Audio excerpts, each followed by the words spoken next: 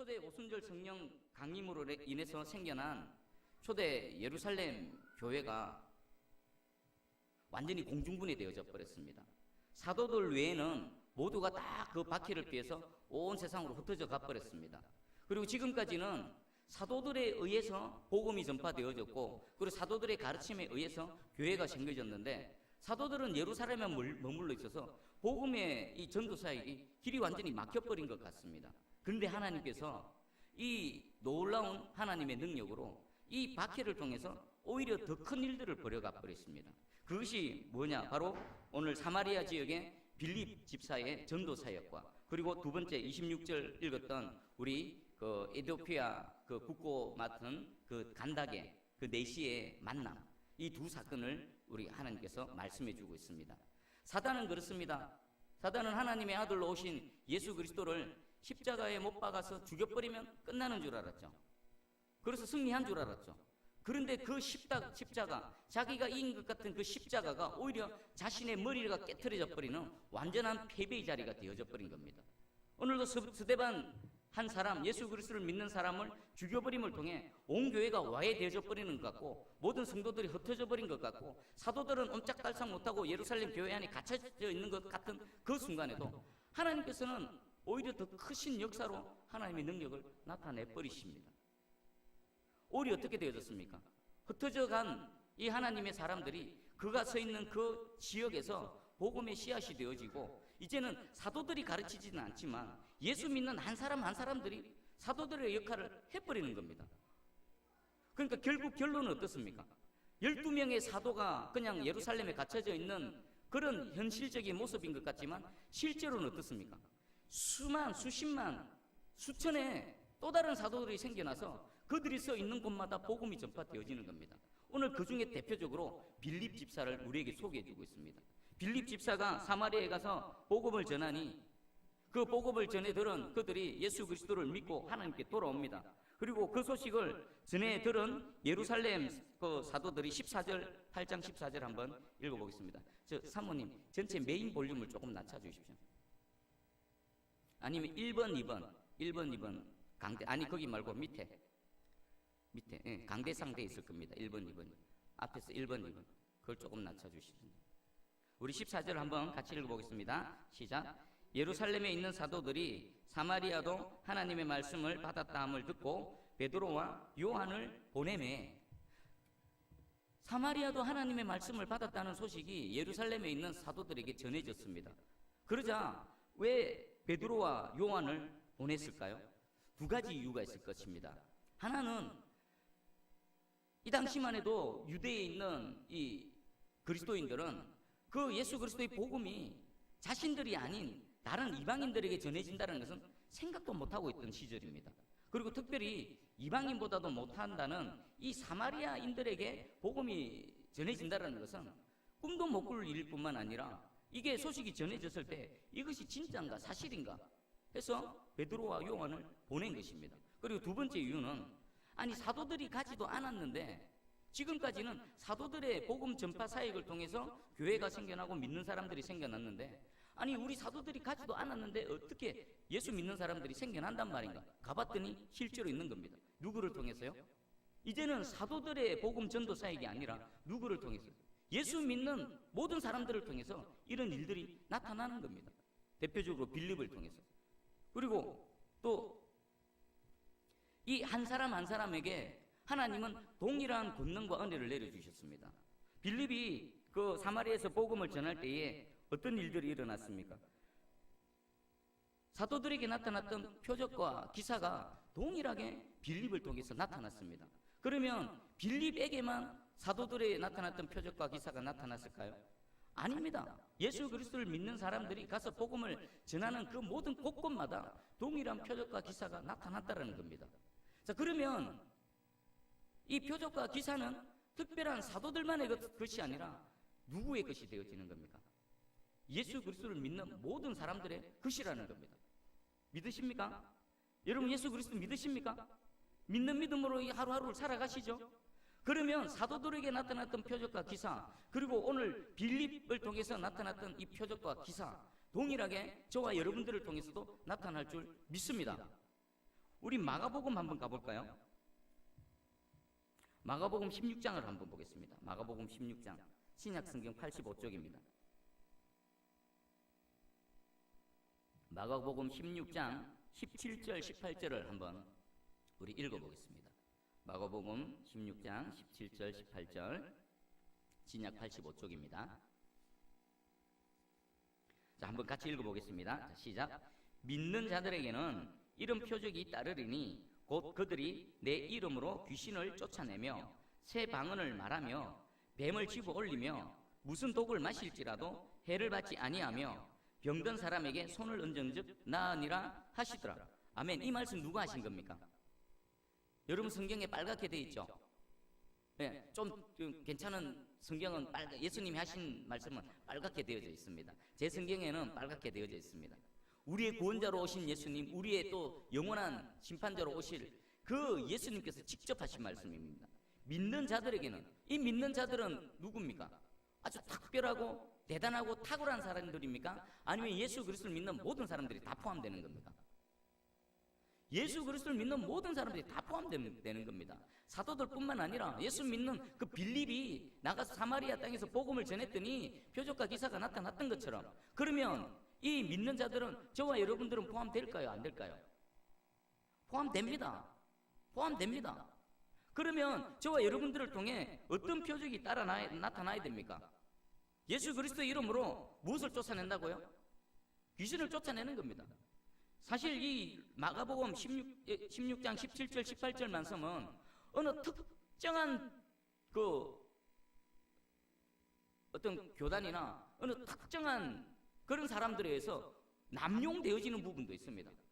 성령의 은사를 추구하는 사람들이 특별하게 이 말씀을 엄청나게 강조해버립니다. 그래서 반대급부로 일반적인 보편적인 교회에서 이 말씀을 좀 싫어합니다. 거부감을 느낍니다. 근데 여러분, 어느 이 말씀이 아직 마치 뭐 대단한 것처럼 전부인 것처럼 주장하는 것도 잘못되어졌지만, 그들이 그렇게 주장한다라고 해서 보편적인 교회, 일단 전통적인 교회에서 이 마가복음 16장 17절 18절 말씀을 꺼려하면 됩니까? 안 됩니까? 안 됩니다. 이건 주님이 우리에게 주신 말씀입니다. 믿는 자들에게 따르는 표적, 빌립에게 나타났던 표적, 믿는 자들에게는 그 예수 그리스도 이름으로 귀신을 쫓아낼 수 있는 권능을 주신 줄 믿습니다. 여러분, 귀신이 있습니까? 없습니까? 있습니다. 귀신 들린 사람 얼마나 많습니까? 눈에 안 보이지만 중독되어져 있고, 엄난 마귀, 탐욕의 마귀, 그리고 우리 인터넷 기사 보니까 부부가 싸우다가 열받는다고 10개월 된 아들을 집어 던져서 죽여버리는 일이 있더라고요. 그거 제정신으로는 못하는 겁니다. 배후에 사단이 있고 배후에 귀신이 있고 악한 영들이 다 그렇게 하는 겁니다.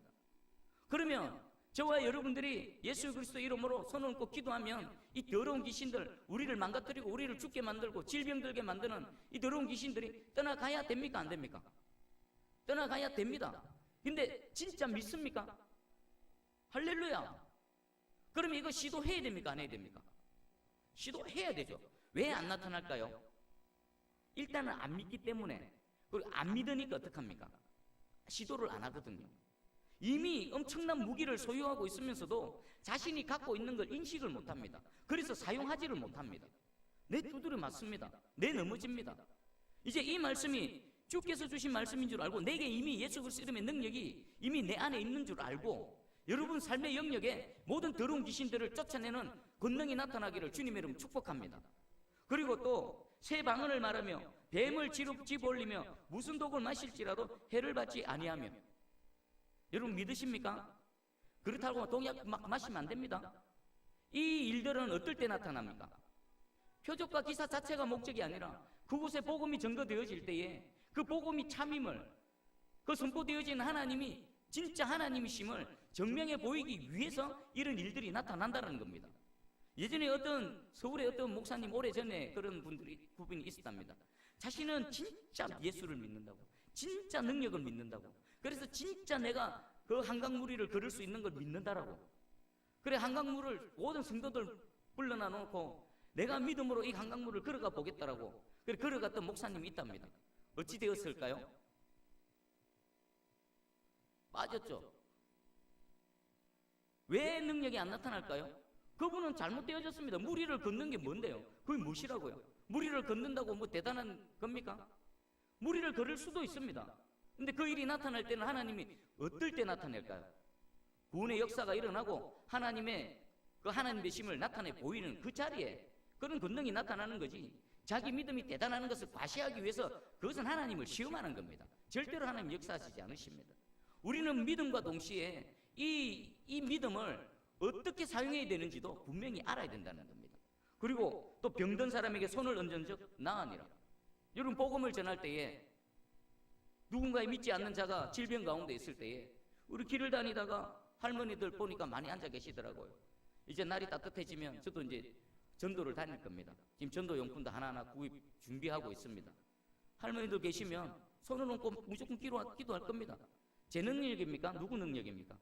예수 그리스도 이름의 능력입니다. 역사하시고 안 하시고는 하나님의 주권이요, 저는 믿음으로 할 뿐입니다. 능력이 나타나면 하나님의 영광이 나타나는 것입니다. 될 때까지 그 일을 계속 할 겁니다. 무엇을 위해서요? 그 자리에 하나님이 계시고 하나님이 참 하나님이심을 나타내 보이기 위해서, 복음의 전파를 위해서 저는 이 말씀을 계속 붙들고 믿음으로 도전할 것입니다. 여러분, 이 빌립 한 사람을 통해 동일하게 사도들이 따라다녔던 표적과 기사가 빌립을 통해서도 나타났습니다. 그러면 이 권능은 저와 여러분들을 통해서도 동일하게 역사하실 줄 믿습니다. 우리 교회가 그런 교회 되어지기 원합니다. 어떤 특별한 성령의 은사, 성령의 능력, 오순절처럼 그런 걸 추구하는 것이 아니라 말씀에 있기 때문에 말씀을 믿고 말씀대로 믿음으로 도전할 때에 이 말씀이 실질적으로 나타날 줄 믿습니다. 그리고 오늘 우리 노동교회 사역했던 부교육자 두 분이 찾아오셔서 같이 점심도 먹고 또 이런저런 얘기도 나눴습니다. 거기에 보면은 여러분들 교회마다, 이 도시교회는 교회마다 그림들 있죠.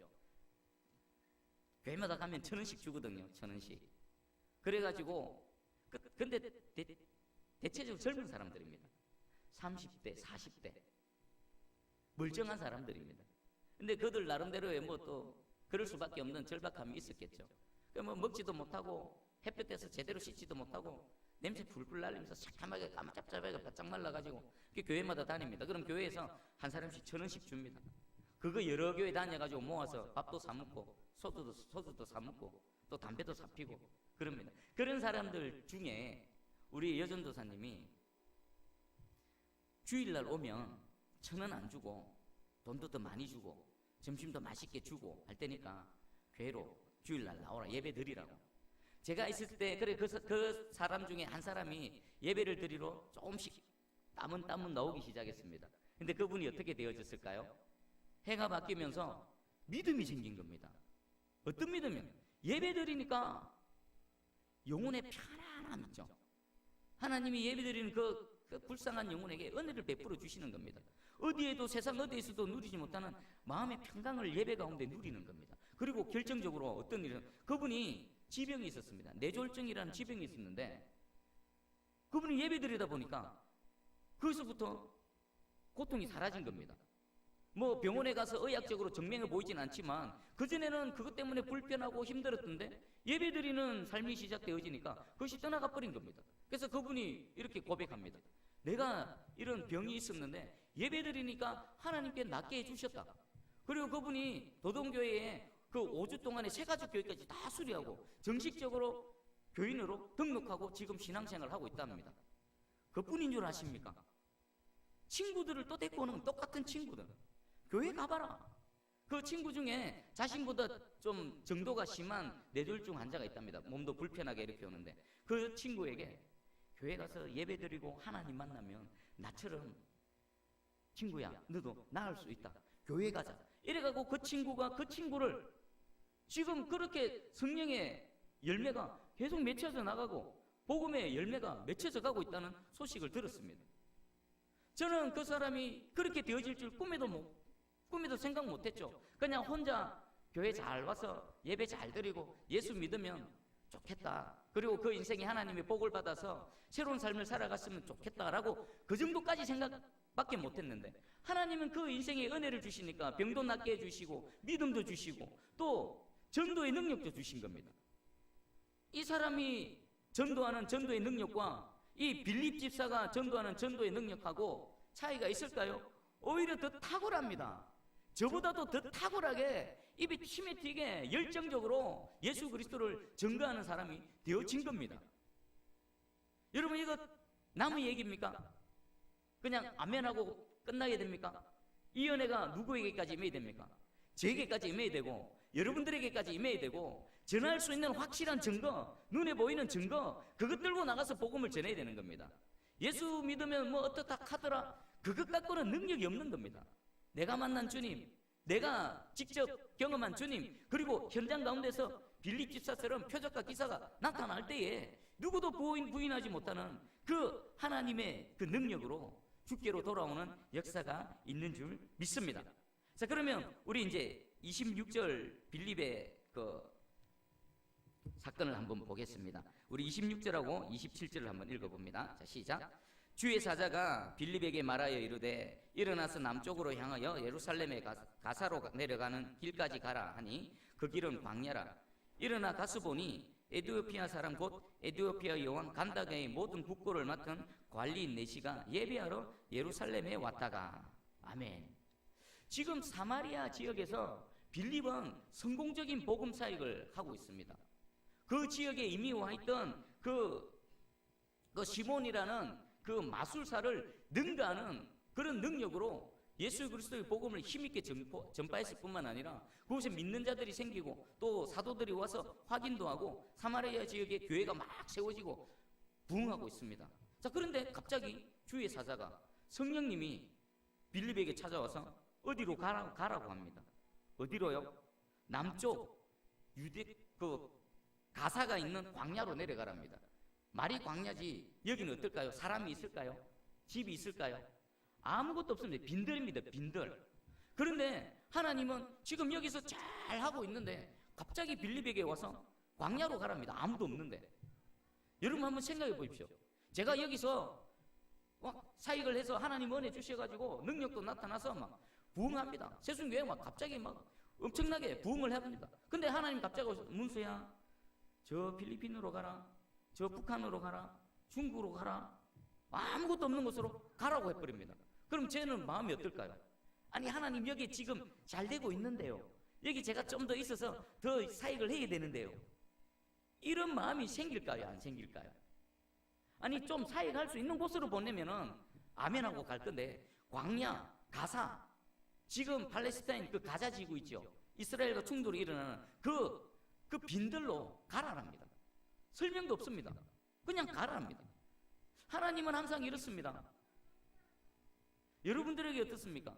하나님이 사명을 주시고 어떤 임무를 주실 때 막 설명 안 하십니다. 찾아오셔서 어디로 가랍니다. 근데 빌립은 어떻게 했습니까? 이런 방구 없이 27절에 일어나서 가서 보니까 거기에 가면은 누가 있다, 거기에 가면 누구를 만날 것이다, 이런 것 설명도 없습니다. 그냥 가랍니다. 근데 빌립 집사님은 이 성령의 음성에 순종해서 일어나서 곧 갑니다. 갔더니 누가 있습니까? 에디오피아 사람, 그 에디오피아 여왕 간다게 그 국고를 재무장관입니다. 재무장관이 그 예루살렘에 예배하러 왔다가 돌아가는 겁니다. 이디오피아는 지금 그 아프리카 이디오피아를 얘기하는 겁니다.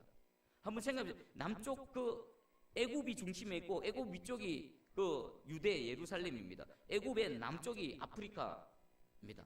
그러면 이 내시는 지금 그 먼 길을 예배 한번 드리려고 그 먼 길을 갔다가 예배 드리고 지금 자신의 본국으로 돌아가고 있습니다.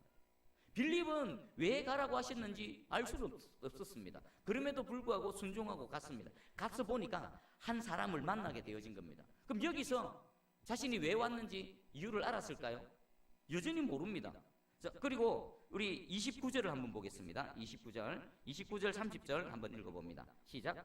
성령이 빌립더러 이르시되 이 수레로 가까이 나아가라 하시거늘 빌립이 달려가서 선지자 이사야의 글을 읽는 것을 듣고 말하되 읽는 것을 깨닫느냐. 아멘. 이제 내시를 만나서 왔습니다. 근데 성령님께서 그 수레로 가까이 나아가라라고 말씀하십니다. 역시나 다음은 없습니다. 그냥 더 가까이 가랍니다. 거기서 가까이 가서 무엇을 해라라는 말씀도 없습니다.